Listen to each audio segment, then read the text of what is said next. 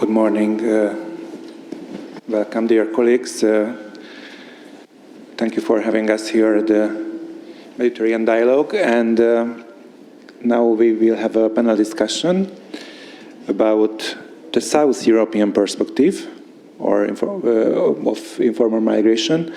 I'm Mark Varga, Hungarian Migration Research Institute Mediterranean analyst, and let me welcome our dear colleagues, Irune Ariño from Principios, from Spain, Karina Kozsákmet, Rete Italiana, Euromediterranea, from Italy, and Gonzalo Torres, Students for Liberty from Portugal.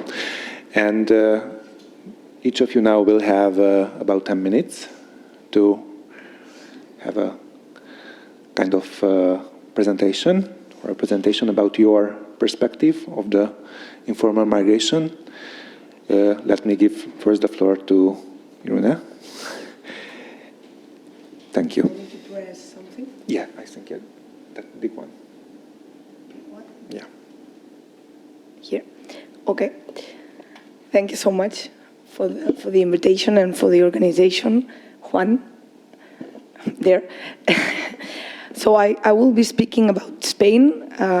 Amparo has done a lot, so I thank to her because her presentation was really interesting. And I guess it will be easy for me to tackle other aspects that maybe she didn't have time to tackle. So as you have seen and probably in the figures that Amparo has shown, basically Spain transformed from being a country of immigrants into one of Europe's primary recipients of migration flows, both regular and irregular. There are a lot of contributing factors for that. Geographical proximity to Africa, historical ties to Latin America, and of course, its role as a gateway to the EU and the Schengen area when it was created. I'm not going to comment that much on figures because you already more or less know. But it's true that in recent years, migration in general has become a hot topic in Spain. One of the main problems of Spaniards, at least this is what they say when they are asked about for the researches of our National Research Service, THIS in Spanish. Around 10% of Spaniards say immigration is one of the three main problems in the country. This percentage has increased in the last months, surpassing 11% and reaching almost 17% in July this summer. Well, there are two ways to measure the reality of irregular migration. Of course, what I've told you about the research doesn't specify whether it's regular or irregular. So it takes migration as a whole. But there are now going to the irregular migration issue. There are two ways to measure it. First, we've seen it, flows. Second, stock. For flows, we have very few official figures. You have seen the PDF of the Interior Ministry that Amparo has shown. We have that. And for stock, yeah, we have like this data that Amparo mentioned regarding people with residence permit granted through Arraigo that we can use as a proxy for the number of people who have lived irregularly in our country until the moment they obtain the authorization. And there are several NGOs that are also trying to estimate these figures. The one that has done the most doing that is Fundación Por Causa. The last estimate was for 2020.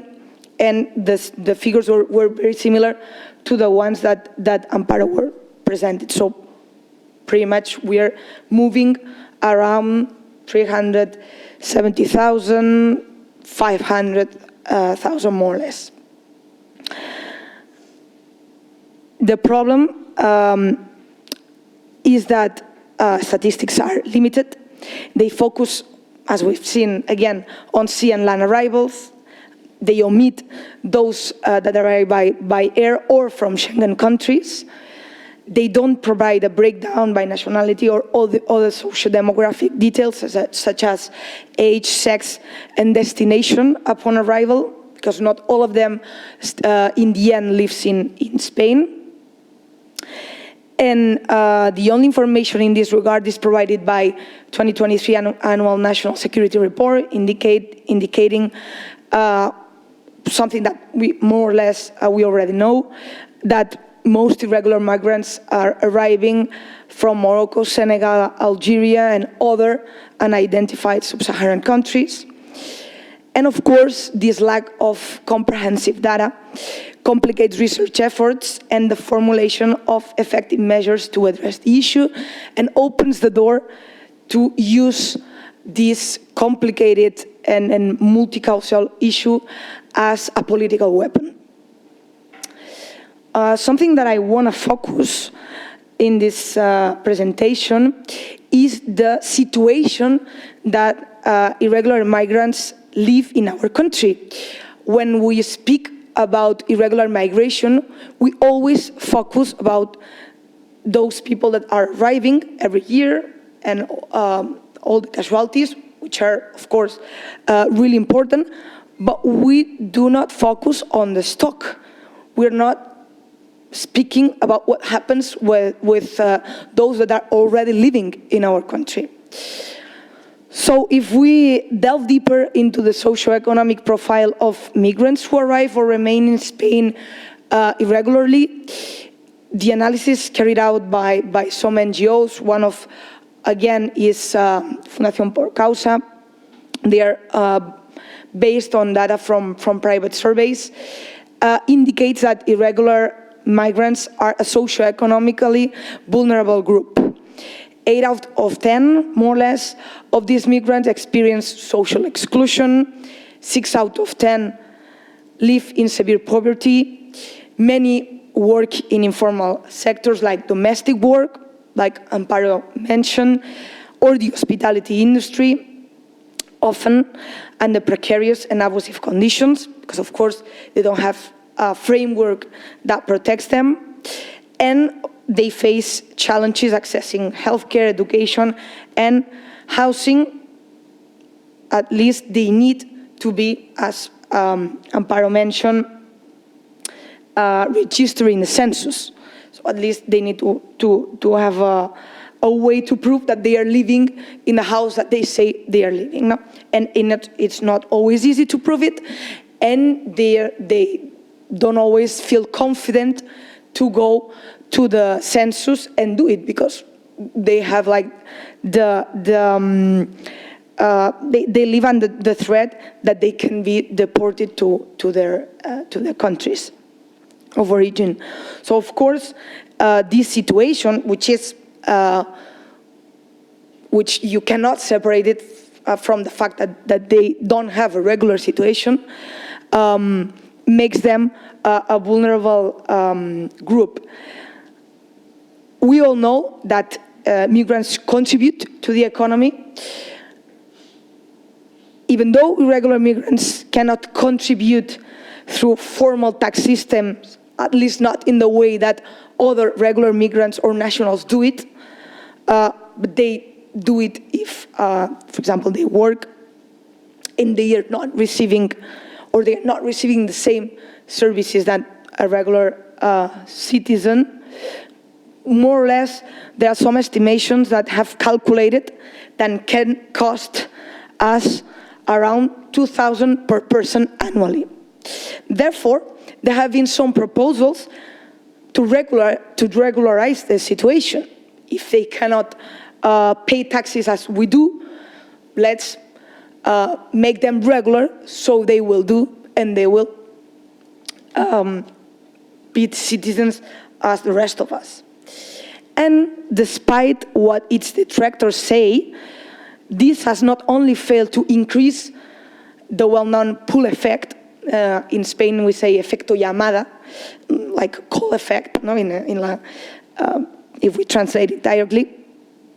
But we also have seen that it has had positive economic effects.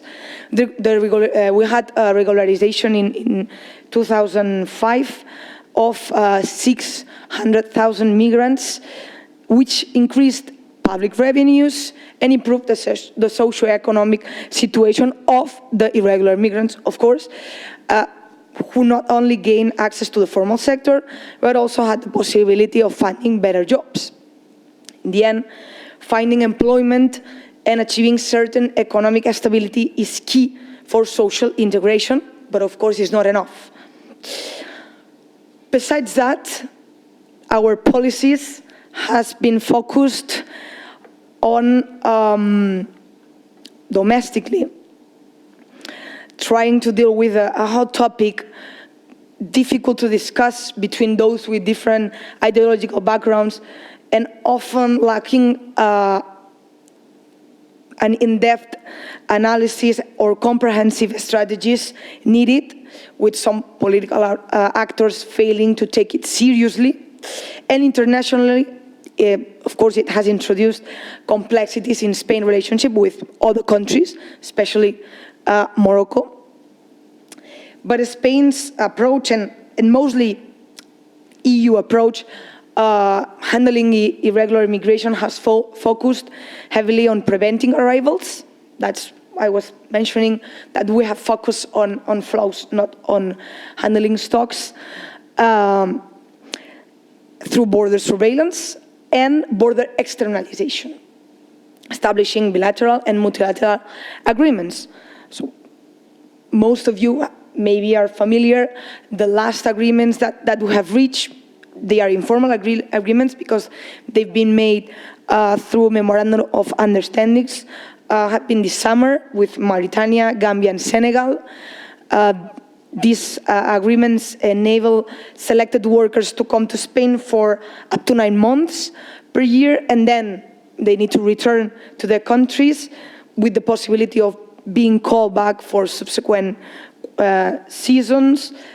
This is to work mainly in collecting fruit sector, which is a seasonal sector, and it has been this has come together with a reform in immigration regulations that has simplified these programs. Of course, this type of agreements are signed in order or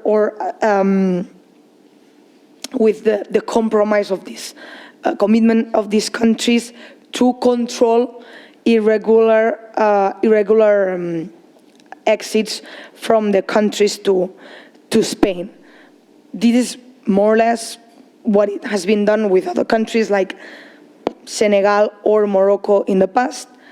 We help you train your coast guards. We help you giving money so you can hire more police if you prevent irregular migrants coming to Spain. For example, Spain only between 2019 and 2022, Spain provided with 123 million euros for migration control to Morocco, excluding those funds that have come directly from the EU, because, as you may know, EU has several programs focused on migration control in exchange for developed aid and this type of things. So, last thing that I want to mention as a conclusion, as a summary, is irregular migration is a reality in Spain. It's a complex issue. Effectively addressing it requires a comprehensive policy, not only focused on flows, but also on stock. We cannot avoid the situation that migrants face in our country, and that, of course, is a challenge not only for our society, but primarily for them, because of the situation they live. And if we keep avoiding have a wider conversation, trying not to use numbers as a weapon, trying not to use pictures or media hits as a weapon, it will become highly difficult to approach it in the future, because we are not going to find common grounds to understand and to try to have common positions on that. Thank you so much.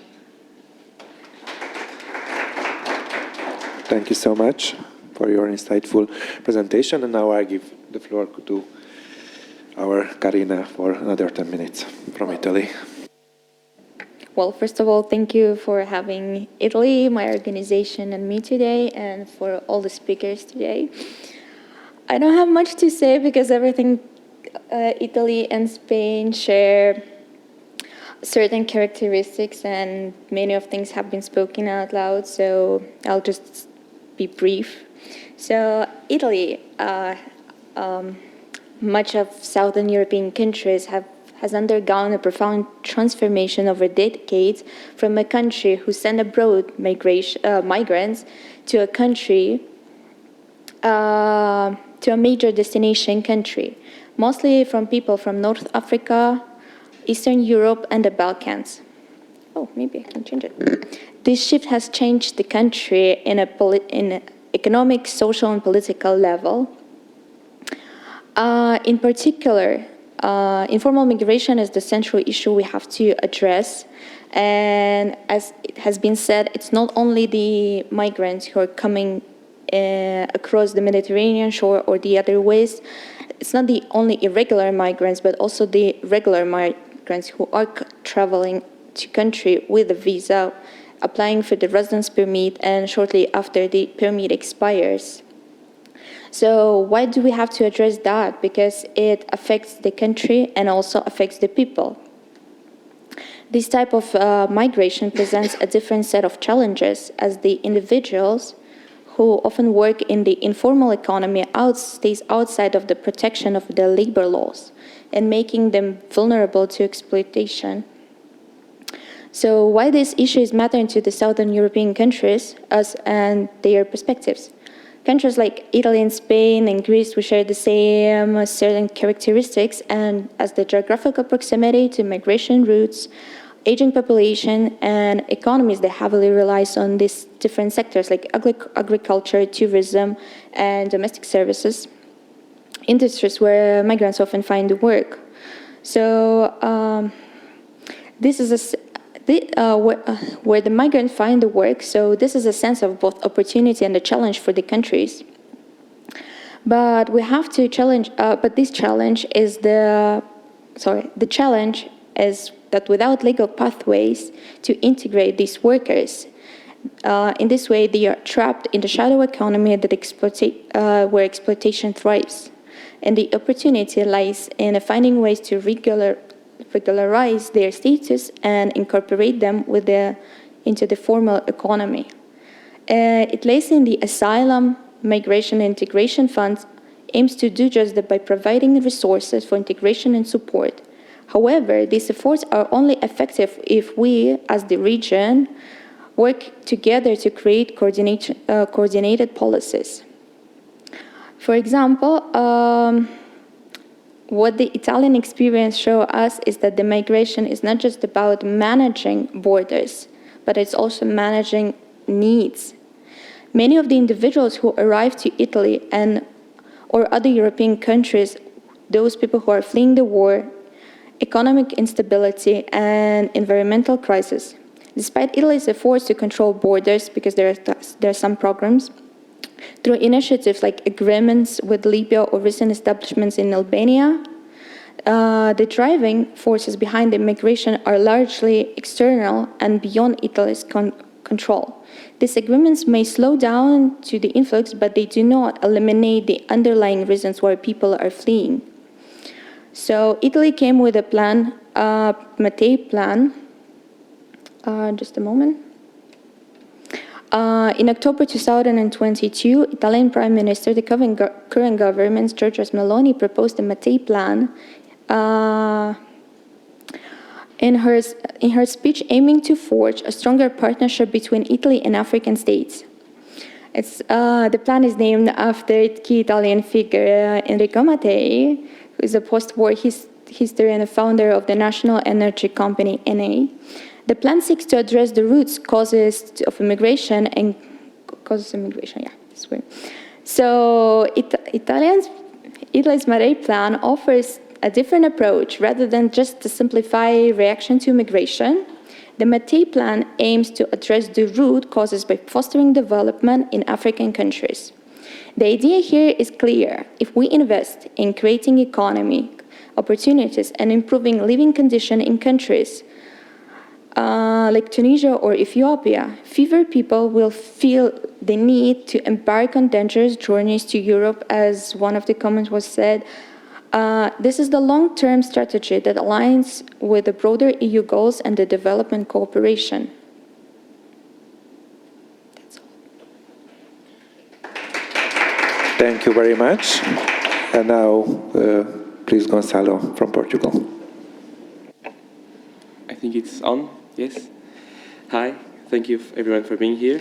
Thank you for the Mediterranean dialogue for having us here, and thank you for the European Parliament for hosting us. I'm here to discuss the study that we at SFL, Students for Liberty, wrote, and to give some little context to recent policy decisions that were in place after our paper was concluded. First off, Portugal has always been a country of positive migratorial balance, except for the years after the financial crisis due to economic hardships. So it is a reality that it is also known. It is, however, not a country of irregular immigration, mainly because, or partially because, Portugal is a very easy access to the European Union and is very sympathetic laws to the migrants for them being accepted. It is an easy way into the EU because it is an easy way to get a Portuguese passport. In recent years, it has gained more attention as a destination for Asian countries. So that explains recent policy decisions that I will be discussing briefly. As I said, Portugal is a hub of immigration, and we can actually see networks online of people directing individuals who are looking for a way into Europe to Portugal. There are Facebook groups, YouTube videos, and WhatsApp chats discussing Portugal as a destination, which could be concerning, especially due to the conditions that these people find in Portugal once they arrive. Despite having this positive impact in Portuguese economy, they have gathered a lot of money for our social programs, so for social security, and I'm one of the groups that less benefit from it. They are also crucial for certain sectors of Portuguese economy. However, these sectors are low paid and low skilled, so that also explains some of the conditions that they encounter once they arrive here. They encounter also multiple problems in housing, being the group of people that most finds homes who are overcrowded and with very few conditions for a lot of these people to live in. They also, because of bureaucracy, because of these problems, because of some other issues that I'll be discussing shortly, some of them are also pushed for looking for illicit methods to gain documents. So they are often victims of scams, of these organizations that take advantage of people in these desperate situations. I was talking about bureaucracy, and recently CEF, which was the Portuguese authority in charge of the borders, was dismantled after some cases of corruption and abuse of power. And it was IMA, another organization with similar tasks, who was put in place. It is, however, understaffed and staffed with people with not as professional as CEF. So, and it also inherited the backlog of cases that was accumulating in CEF. it is over 400,000 people applying for residential visas. People that could have been in Portugal, could not be in Portugal, could have transitions to other countries. We don't know where they are currently, but it is concerning this big backlog. Until recently, Portugal had a policy called administration of interest, which said that people that came here to Portugal, even with a tourism visa, if they got a job, if they pay social security, and if they had, or if they had a work contract, they could apply for Portuguese residence. This, however, was just this year cancelled, and it was replaced by a bit stricter measures. This, however, affects mostly those new wave of immigrants from Asia and countries not a part of the Portuguese-speaking community, since they have other treaties with Portugal that still make these regulations intact.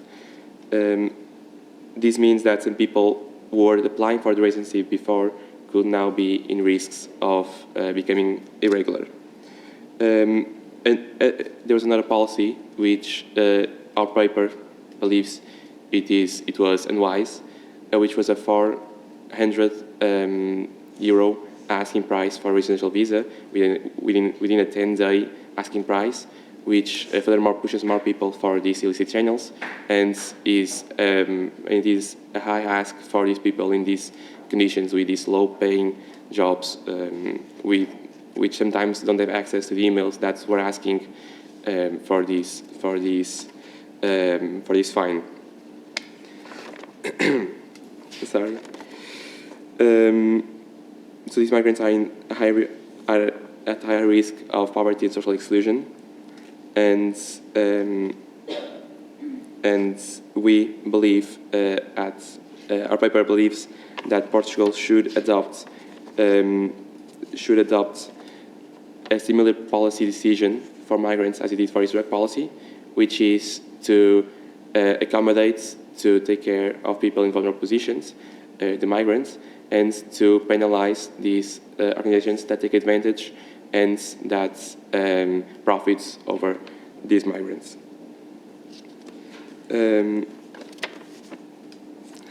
That's it. Thank you.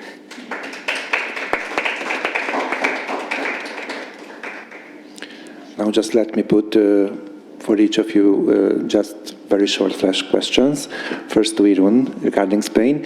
Yes, we are in a Mediterranean dialogue and we are speaking about migrants from Africa here, but just let me ask you, because the situation in Venezuela, for example, is not getting better, and we saw in the presentation that the Latin Americans are overstaying, so they are coming in big numbers.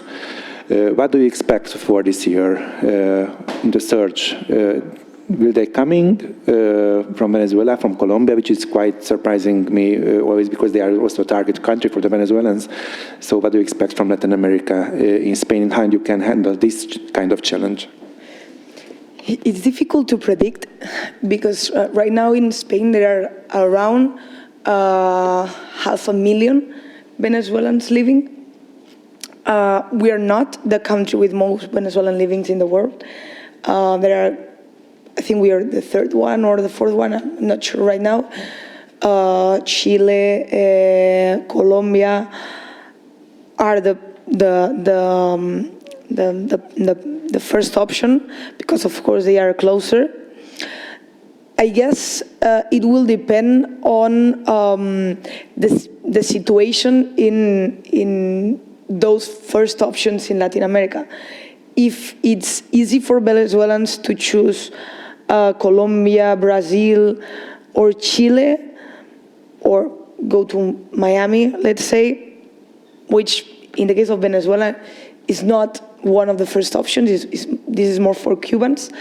I think they will, but of course during the years here in Spain we have created unfortunately not from our political main actors, but from the society.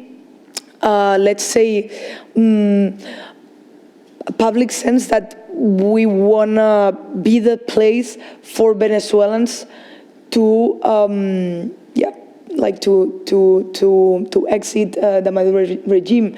And I'm proud of that, because we have a lot of in common with Venezuelans, as well as with other Latin American countries. We have abandoned and I know that this goes like further than what you have asked and what we are speaking here, but I want to say it.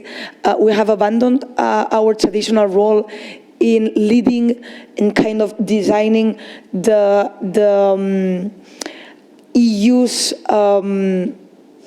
external policies towards Latin America, and this has been a problem.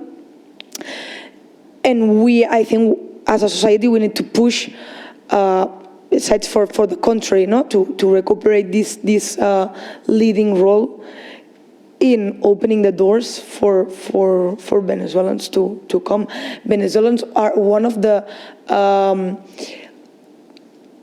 most entrepreneurial nationalities that lives in Spain. Like we are constantly taking advantage of what they are doing for our entrepreneur world in Spain. So mainly in hospitality, for example, they have plenty of restaurants. They have even created a route called La Ruta de la Arepa, which is trying to give space to this what has become very popular in Spain, which is the Venezuelan cuisine, thanks to a lot of Venezuelans living in our country. Thank you so much. My second question goes to Karina. Your government has been establishing 2 reception centers in Albania, which I think is quite pioneer in Europe. What do you expect from these camps? How can they help you effectively tackling irregular migration? Well, first.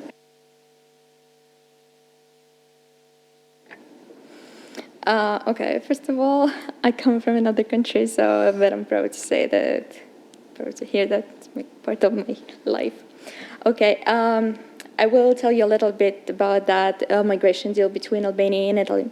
In February 2024, Italy and Albania ratified a migration deal allowing Rome to hold asylum seekers in Albania with their claims are processed. In previous joint press conferences with Albanian Prime Minister Edi Rama in November 2023, Italian Prime Minister Meloni had called a deal with Tirana a European agreement and innovation solution to address the surge in illegal Mediterranean crossings. Furthermore, she emphasized the EU member states cannot manage mass illegal migration alone and highlighted the importance of cooperation with non-EU countries.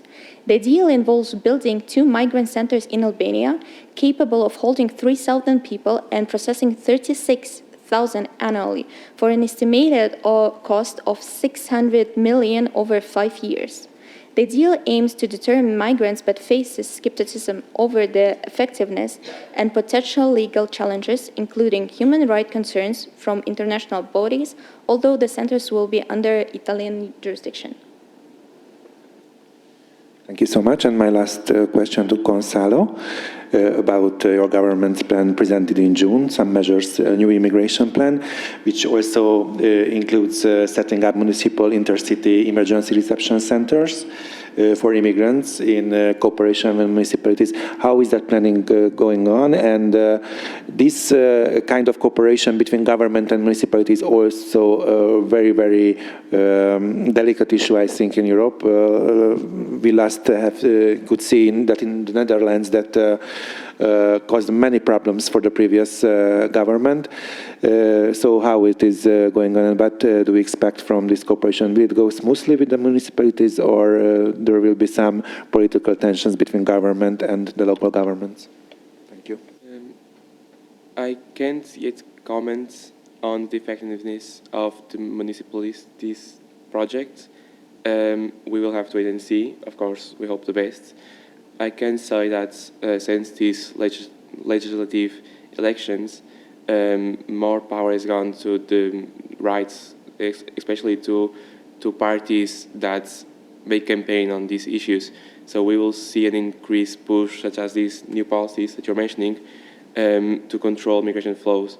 And I think that's the main policy that it was pushed by these new policies, was exactly the cancellation of staying in Portugal after coming here with a tourism visa, which will certainly impact the migration flows from countries not speaking Portuguese. So we will see the impact of these policies, but it is certainly a preemptive policies to help prevent further problems down the line. So I don't think I can yet say with accuracy what will happen. Thank you. And as we are in the dialogue, I give you now the possibility for the audience. Please ask your questions.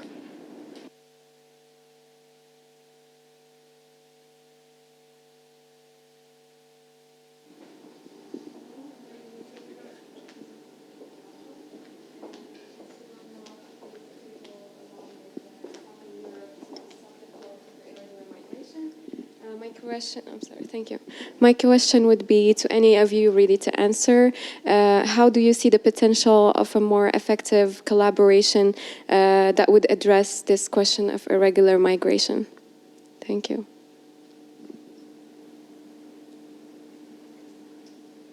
You mean between Morocco and Southern European countries? Yes, exactly. I mean, of course, it will depend on the good faith of both parties. Both parties have interests in cooperate because, of course, Morocco maybe was traditionally an origin country, but is no longer not longer just an origin country. Has an increasing role as a transit country. So he faces what maybe Spain or Italy was facing before. And it's not easy because they're not like proper, let's say, dialogue spaces between these countries. Of course, I'm not speaking about a sort of European Union in the Mediterranean or something like that. I'm not sure if this will make sense or will work, but they are not really. We had like this cartoon process, the Rabat one, but they are not really working, mainly because Northern Africa is really different from, each country from the rest. Of course, Southern Europe, it's also very difficult, very different, but I think we have, at least in terms of irregular migration patterns, I'm speaking, we have more similarities, for example, to Italy, not with Portugal or with Greece or even Cyprus, if we widen like that. But